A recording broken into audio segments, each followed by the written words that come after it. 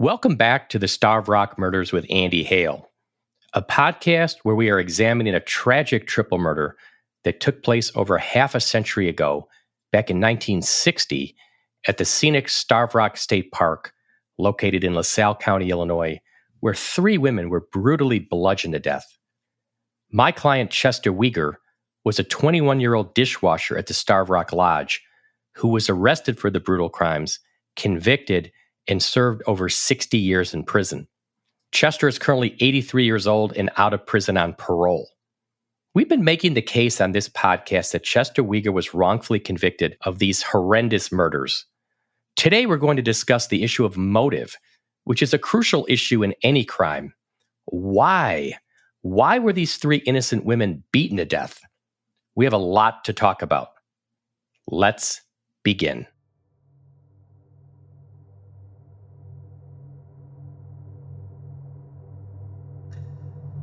Even though the murders at Starved Rock took place over 6 decades ago, the anger, frustrations, fear, grief, and guilt experienced by all the people involved feel as palpable today as they did in 1960. 3 women lost their lives. 1 man went to prison for 60 years. Children lost parents. Parents lost their children. And countless other souls became collateral damage in a horrendous miscarriage of justice that has left generational trauma and shattered lives in its wake. The question that haunts everyone who touches this case is what motivated this brutal crime? What demons possessed whoever performed this heinous act to savagely take the lives of 3 innocent women? Was it money? Was it lust? Greed? What sin drove someone to want 1 or more of these women dead, and why? To do justice to this case, we must peel back all the layers of the onion, no matter how much it might sting. The victims, the accused, and the families and community members whose lives were forever altered deserve the truth. As we've said before on this podcast, you can bury the dead, but you can't bury the truth. The ghosts of this case have haunted the dreams of too many people for too long. The truth is out there. We owe it to the victims to not be afraid to discover that truth, no matter how painful it might be.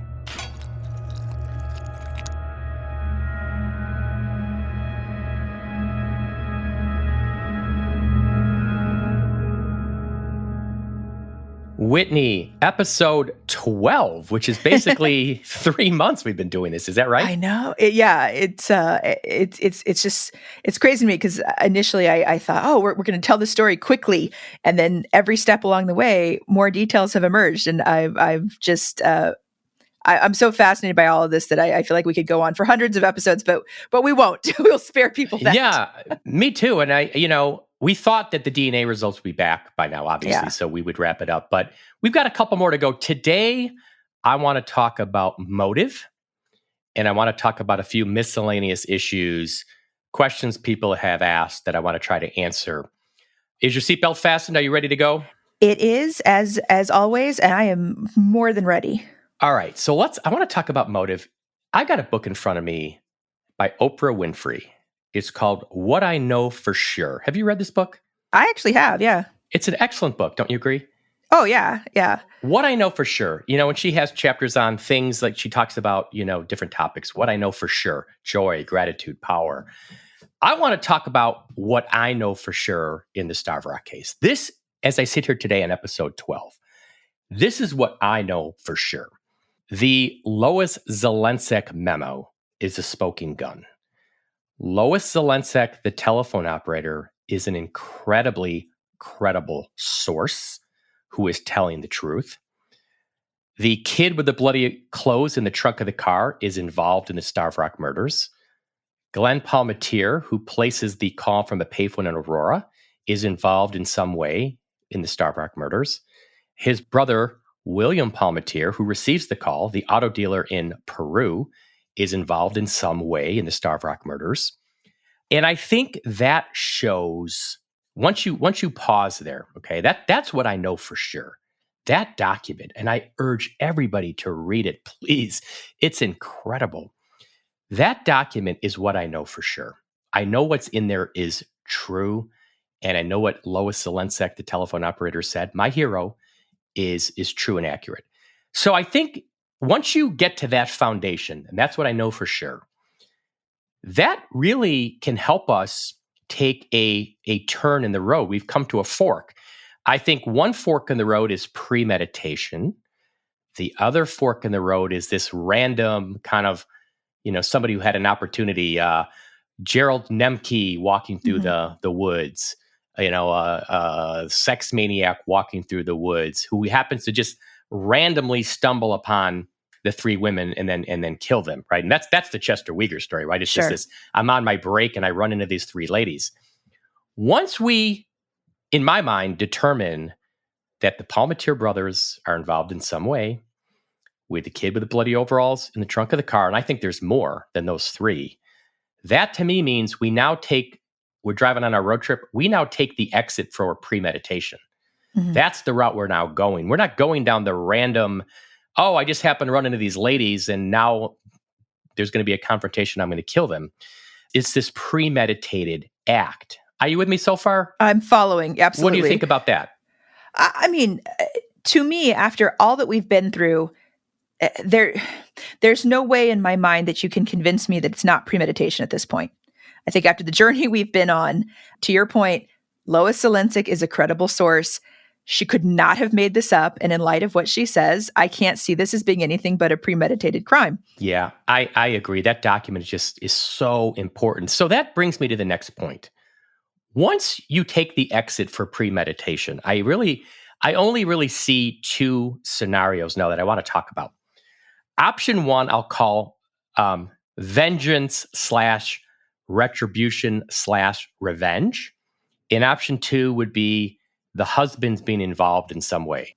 Let's talk about option one, which I'll call vengeance / retribution or revenge, meaning somebody planned this to either they had an axe to grind with one of the husbands. Sure. Or they had an axe to grind with one or more of the victims, okay? I think it's much more likely, if we're just staying with option one, I think it's much more likely that the offenders had some axe to grind with the husbands as opposed to the ladies. I don't think the women were targeted like somebody was mad at them.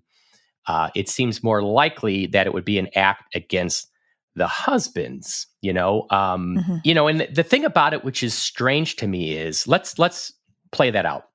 Let's say somebody's out there and for some reason they want to get revenge against Mr. Murphy, or it could be any of the husbands. The only thing I think doesn't make sense in that scenario is all three women are killed. Yeah. So if you wanted to send a message to, let's just take Mr. Murphy.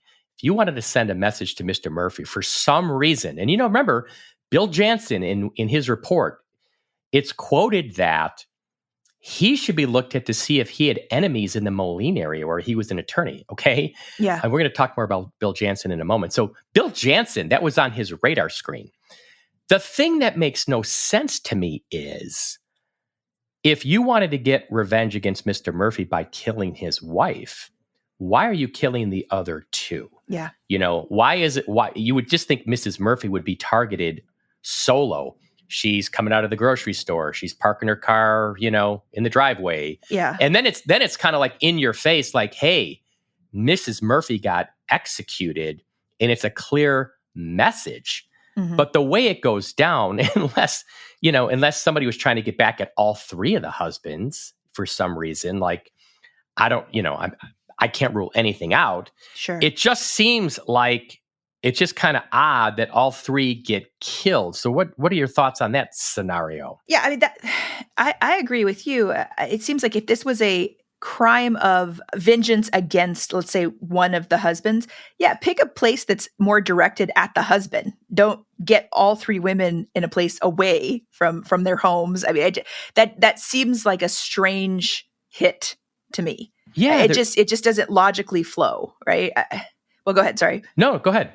Well, I was just gonna say, like, okay, maybe if you're expecting some sort of retribution and your wife is killed along with, two other women, you go, oh, that's meant for me. But why go do that, right? Why not kill her in the driveway? Why not kill her in her home? Why not do something that is sending a direct message? Why go to all this trouble? So that's what doesn't sit right to me about the vengeance scenario. Right. I agree. You'd think it'd be a direct message. Yeah. One person's killed and you wouldn't want to kill these other two ladies. It just doesn't make any sense to me. So that just doesn't quite jive to me, in the premeditation sense.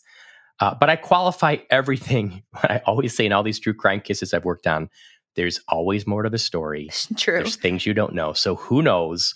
Let's go to option 2. And I don't say this lightly. When you're talking about the husbands potentially being involved, one or more of the husbands, this is a theory that's been out there as well. This is the theory, not a theory. This is what the man from Hennepin told me. Smokey Rona told him, is that one of the husbands wanted his wife killed, wanted a divorce, or apparently she wasn't going to give him a divorce or whatnot. And that's what he said Smokey Rona told him. So there is some, that there's evidence of that coming from him. And let's talk about that. There are some parts of that option 2 that actually make more sense. I've always felt the crime scene was staged to make it look like something it wasn't, with the women dragged into the cave, their clothes pulled down. I also think killing 2 other companions does make it look like this random kind of psycho attack. Nobody was thinking at the time, I think one of the women's was targeted, because 3 got killed. So I actually think it's kind of consistent with trying to stage something, and it makes sense under that option 2 that you would have a couple women be collateral damage, because it disguises the true intent of what you're doing. Yeah. What are your thoughts on that? That makes a lot more sense to me, because if I'm trying to remove someone from existence, right? I'm trying to kill my wife. Having it appear to be this very strange, random act of violence in the woods puts a lot more distance between me and her death, and so to me, this feels like a more logical explanation. And then it's corroborated by this account from the man from Hennepin. So, I mean, my gut, for what it's worth, is that this is the avenue that we should proceed with in terms of further investigation. And I want to be clear about this. I don't say this lightly, because I know this is a heavy topic for families to hear. Yeah. But I think we have to have an honest discussion about it. There are things, we're not just pulling this out of the blue. I think there is a context to have this discussion. And let me go a little further. I was going through my file, and I'm always finding things of interest, like I say, that are more interesting now than they were on day one. And so I came across something recently that is much more interesting to me now than it was when I first read it. I don't even know why this is in the file. It is a handwritten letter to Sheriff Ray Utzi. It is, got it in front of me. It's 4 pages long. A friend of his writes to him, and it's just signed. I only got a first name. It looks like it's from a first name of Harris. And it's written April 27th, 1960. I'm going to post this on the website. It's on stationery of the Union Club, Purdue Memorial Union, Lafayette, Indiana. And the person is clearly friends with Ray Utzi and is making suggestions on questions that Ray Utzi needs to answer to try to solve this crime. Here's the paragraph. There were numbered paragraphs. Here's a numbered paragraph that kind of caught my eye. Paragraph 4 said, "Were any of the husbands running around with some other babe who wanted at least one of the wives out of the way and had to kill all of them to get it done?" ? Okay. So that's interesting. This friend of Sheriff Ray Utzi is raising that as something that he should look into. So if we analyze that question, I think we have to discuss the fact that Robert Murphy did remarry 2 years later. In May of 1962, Robert W. Murphy, who was born on August 29th, 1909, married a woman named Marian Anderson, who was born on September 7th, 1922, which would mean at the time of the marriage, Mr. Murphy was 52 years old and Marian Anderson was 39 years old. I don't know very much about her, but I want you to talk about what you found out about Marian Anderson, what little you know about her, and then what you know about her in 1960, January of 1960. Sure. So Marian Anderson is the second wife of Robert Murphy, the husband of Frances Murphy. And there are rumors out there, but I have not been able to substantiate this, that she was his secretary at Borg Warner. Again, I cannot find any sort of record of employment. But Marian Anderson gave birth in January of 1960 to a baby boy by the name of James. When she married Robert Murphy 2 years later, so she gave birth 2 months prior to the death of Frances Murphy. All right, she has this son. From what I can tell, there's not a father of record, a biological father of record. She is a single mother raising this boy. She then, 2 years later, when the boy is almost exactly 2, marries Robert Murphy. Robert Murphy adopts him. He takes Robert Murphy's name, so he becomes James Murphy, and he raises him as his own. He goes to college on a same college, same alma mater, becomes an attorney, follows in the same footsteps as his stepfather, and that has always been, I think, something that's kind of raised eyebrows for people: is who's this boy's father, and what was the nature of the relationship prior to the marriage in 1962. Now, a lot of people have poo-pooed it because there was an erroneous newspaper article that said that they got married 2 weeks later. And when that was disproven and it was like, oh no, it was actually a misprint, it was 2 years later, people went, oh, 2 years later. I guess my point that I will just say for what it's worth is 2 years is not a long time either. And so I don't know that whether it's 2 weeks or 2 years necessarily changes my suspicion about this. I'll just leave it at that. I do think it's relevant that the woman that Robert Murphy marries 2 years later gave birth to a son in January of 1960, just a couple of months before the Starved Rock murders. Did you actually find the birth certificate? Yeah. And so what's interesting to me is there's no father listed. So what I found was a birth registry. Now, on a birth registry, typically it lists the mother, the date of birth, the child's name, and the father's surname. Now, on this particular birth registry, it lists her surname as his surname. There's no father's surname given. So he's James Anderson. So there's no clue given as to who the biological father is. So yeah, I mean, which doesn't prove anything. I don't want to just be a gossip monger, but I'm just saying it's. I think that has fueled the speculation. Okay. Well, I think it's a relevant point that has to be discussed, especially when we've got the man from Hennepin telling us, I think in a very credible way, that Smokey Rona told him one of the husbands wanted his wife, eliminated. So I think this is a discussion we have to have, and I would like to know more about the genetics here, because I do think it's a relevant issue who fathered that boy in January of 1960. I think it's something we have to talk about, right? I don't see how we can ignore it. And when I've talked about this Starved Rock murders with people, I can't tell you how many people have said to me right away, get very skeptical of the husbands as just kind of like a first impression. I've tried to be in this podcast very factual and try to base things on facts that I know. I think, we're talking about this now in episode 12, and I think there's a context to do it in light of us, I think, proving it's a premeditated act because of the Lois Zelensek issue. We're in a premeditated, that's where we're at now, I think, clearly. We've got the man from Hennepin telling us what Smokey Rona told him. So I think now we actually have a proper foundation to have this discussion. So I think that is a road that makes a lot more sense to me than somebody wanted revenge on one of the husbands, then killed all 3 ladies. That makes less sense to me. So that's where we're at. I don't know if we're going to get, unless somebody reaches out with some more information or tips, with anybody knows anything, please reach out.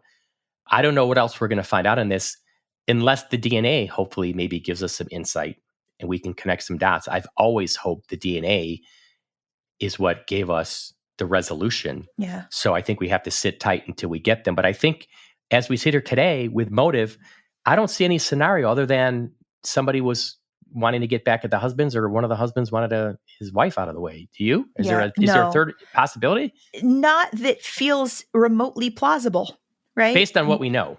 Yeah, based on what we know. I feel like it has to be one of the two. And maybe it's because I am a woman and inherently suspicious, but my mind goes to one of the husbands wanting to remove his wife from the equation.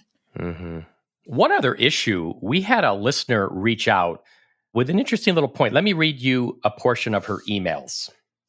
I noticed after listening to episode 8 that Mr. Murphy was not buried by his late wife like many spouses do. He was married to a new lady and buried with her.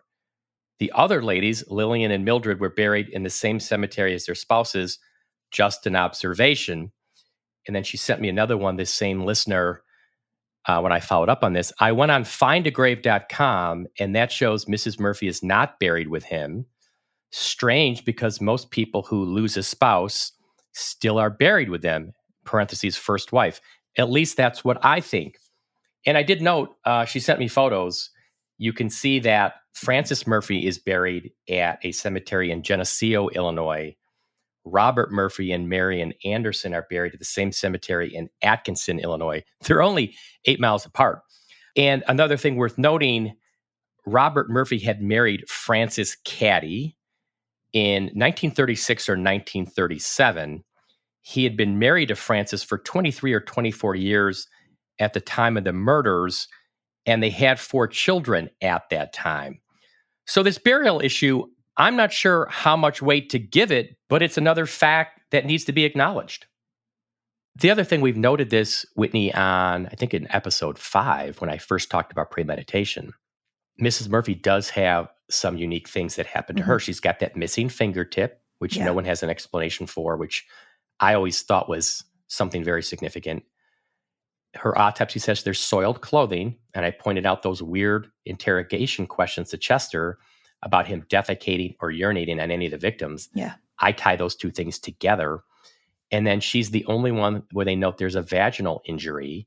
And I would note in Chester's interrogation, they asked him, did you kick anyone in the crotch? So it just seems like Mrs. Murphy perhaps is being singled out more so than the other two in those 3 areas. So it's something we all have to look at. And I'm going to continue to investigate that.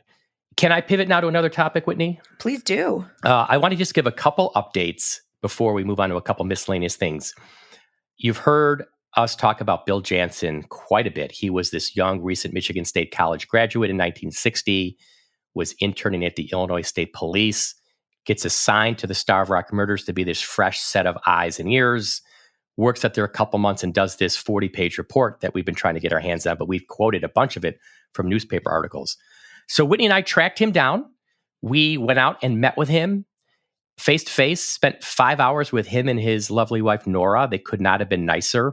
Super smart. This is my biggest takeaway. Bill Jansen, I brought with me the Lois Zelensek memo. He had never seen it. He was not aware of the issue. He was not aware of the Palmatier brothers and what Lois Zelensek reported she heard. I thought that was really significant, Whitney. If this guy's being brought in to be the fresh set of eyes and ears, why isn't he given the Lois Zelensek memo? Why isn't he told to investigate that? How come he doesn't know about it? Yeah. That's awfully suspicious to me.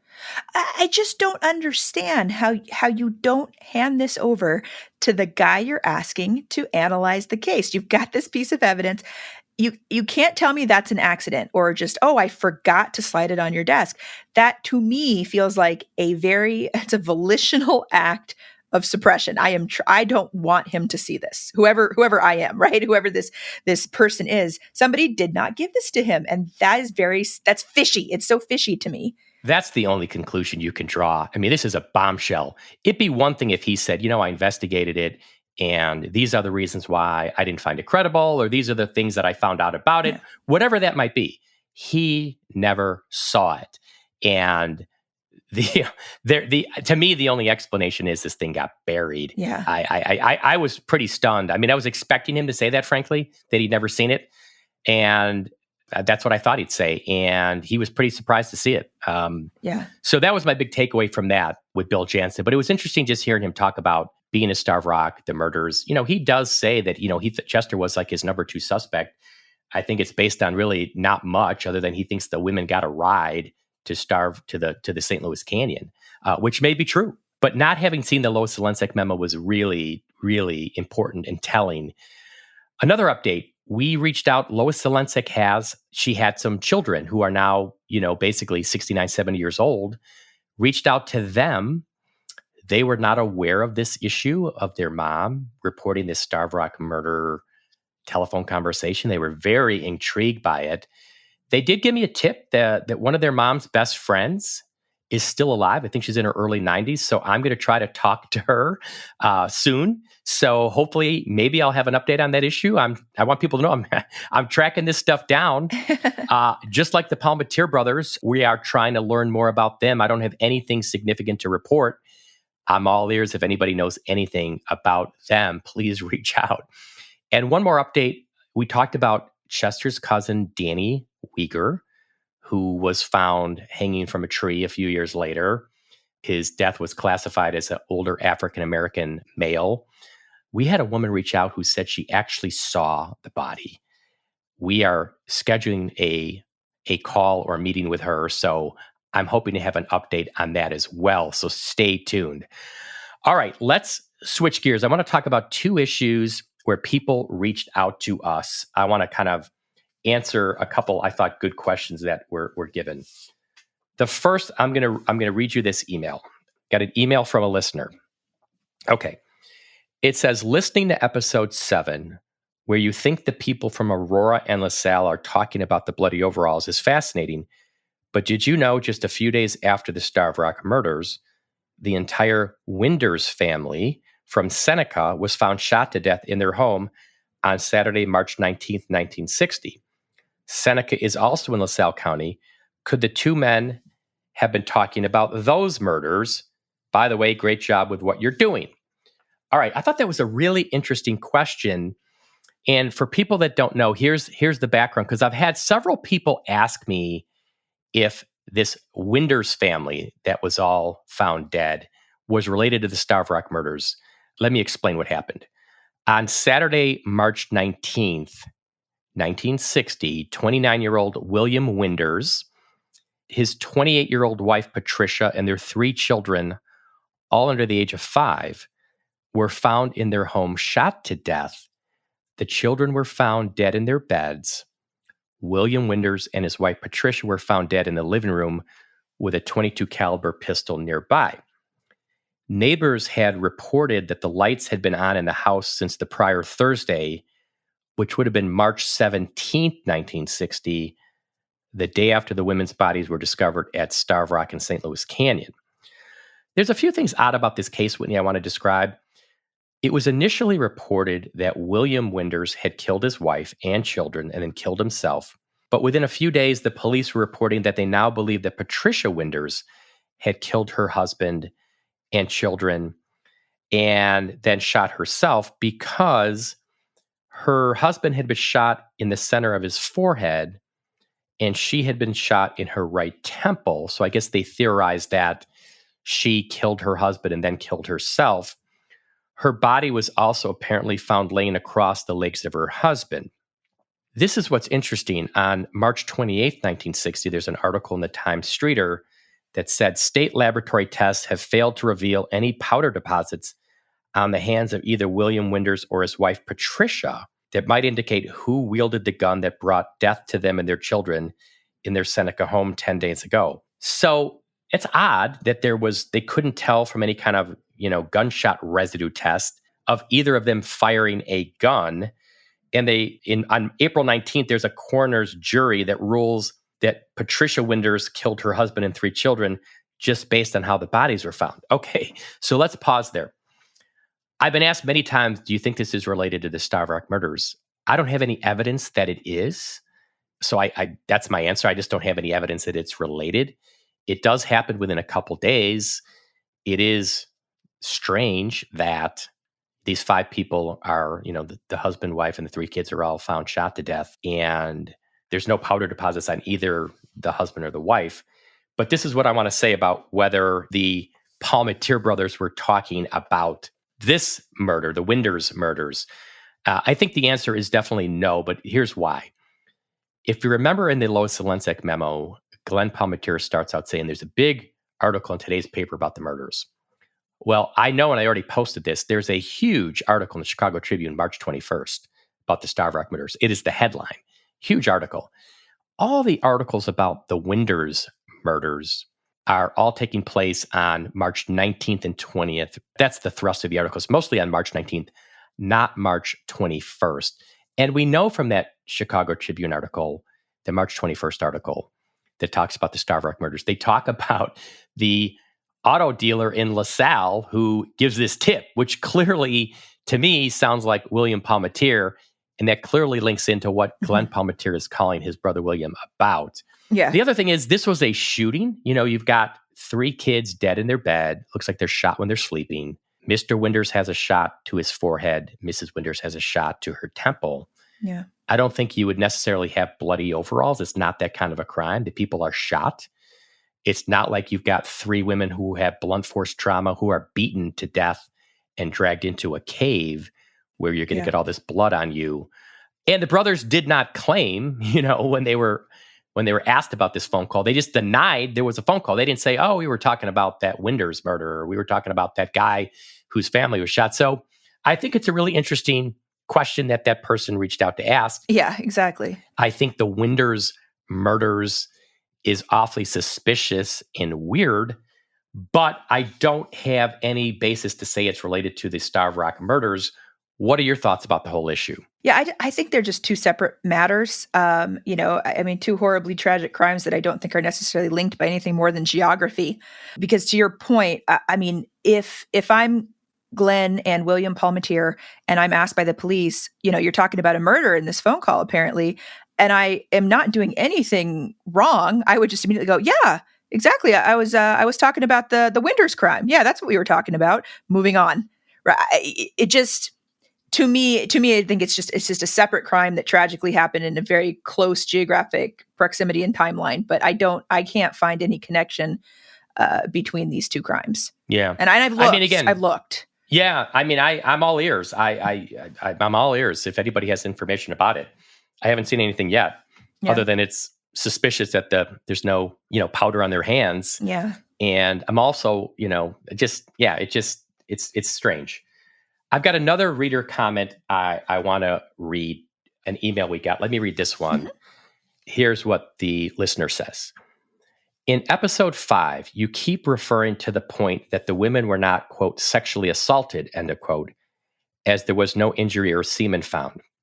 As a forensic nurse, I can assure you that most victims of sexual assault do not have any injuries.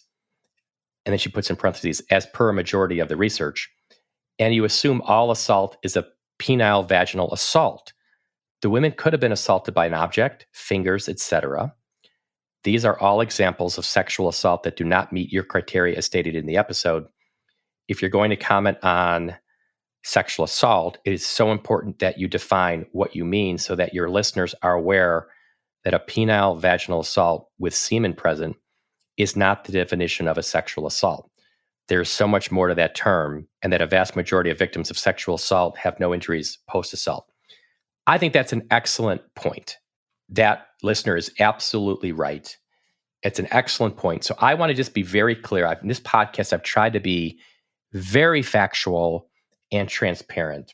Mm-hmm. And I think her point is well taken. I just want let's just talk about what we know, what you and I know based on the autopsy. Can you just describe what the autopsy notes for victims A, B, and C, and that's all we can really say is what the autopsy says. Exactly. We're going off of what the 1960 report says. And in the 1960 report, body A, which was Mrs. Murphy's body, is said to have on her labia majora on the left side, she has edema, which is swelling, and a hematoma, which is a bruise. It's largely around the symphysis pubic, which is basically she has a large swollen bruise outside of her vagina, but that bruising and trauma does not extend inside the vaginal canal. And then the summary in the report says there's no anatomic evidence of rape. We could speculate all day that other things might have happened, but there's all we have to go off is the autopsy report, which says, again, there's no anatomic evidence of rape. There's some sort of external blunt force trauma to her crotch, but not any further evidence that would suggest what made that. We don't know. We can just speculate. Maybe it was a kick. Maybe it was a blow by something we don't know. Body B and body C have basically exactly the same write-up in the autopsy report, and that's Mrs. Lindquist and Oding. And the autopsy report says we were unable to determine whether or not they were raped. There is no evidence, though, of forcible entry or separation of the skin. There's no evidence of sperm in the vagina, and there's no bruising or laceration visible on the vagina. So it would appear on both Mrs. Oding and Mrs. Lindquist that part of their body was not harmed, right? There's no visible evidence of any sort of assault. Mrs. Murphy does have bruising, but it appears to be external in nature and nothing that was traumatizing to her internal anatomy. But to this listener's comment, we just simply can't know if there was non-traumatic interference with any of their anatomy. We don't know. There's no reference to that. But the theory that this was a violent sexual assault can't be substantiated. We have no proof of that. And I think that's the bottom line. We have no proof that there was a sexual assault here. Got it. Thank you for kind of walking through that autopsy. And on the topic of sexual assault, I want to say one other thing. In a prior episode, I want to kind of give an apology here. In a prior episode, I was talking about allegations that Chester had been accused of raping a young girl when he was 12 years old. And I made kind of a flippant remark like, so what? Meaning it had nothing to do with the Starved Rock murders of these three women.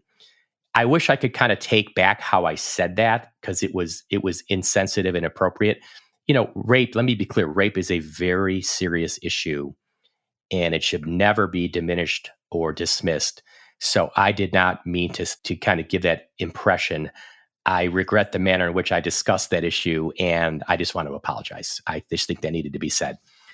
And one other little, while I'm on the subject of kind of corrections, I also wish when I talked about George Spiros, I would have characterized his death as simply being he died by suicide. I think that's the correct way to say that. So I wanted to clear both those things up. Whitney, I think that's covered all my topics for today. I really thought it was important. I've been wanting to talk about motive. I mean, I always look at this case. Why? Why would these three women have been killed in this fashion? And I thought today, episode 12 was the right time to do it. We patiently waited to discuss it because now we've got the factual foundation of premeditation, knowing what the man from Hennepin has told us. Today was the day I think we needed to have that honest discussion. And I'm hoping we can learn more about the why question as we move forward. To everybody out there, thank you for joining Whitney and I on this podcast road trip. We're getting close to our destination. I'm looking at our GPS. We are getting close, but we've got a few special episodes left that you're not going to want to miss. We're not done yet. Stay tuned. We'll be back next Thursday with a brand new episode. And Whitney, I look forward to continuing the discussion. Oh, me too.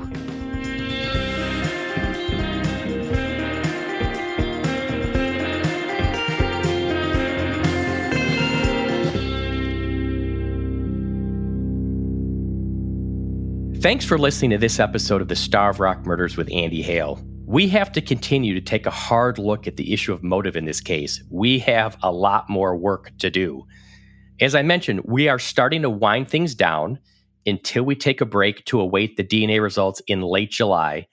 But we have a couple more special episodes that you won't want to miss. Please visit our website, andyhalepodcast.com, where each week we are posting the documents and newspaper articles that we discuss during each episode.